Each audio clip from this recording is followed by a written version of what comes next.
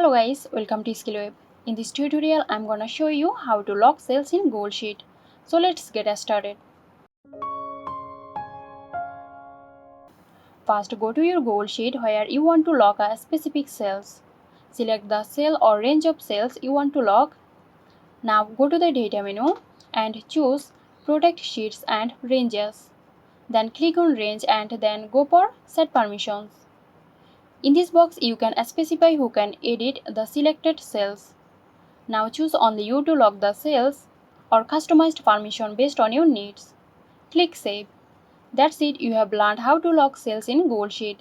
Stay tuned for more helpful tutorials here at SkillWeb. This video is sponsored by Zerosoft. Zerosoft offers graphic design, UI UX design, digital marketing and web development. Elevate your brand with Zerosoft today. For more details, check the description box.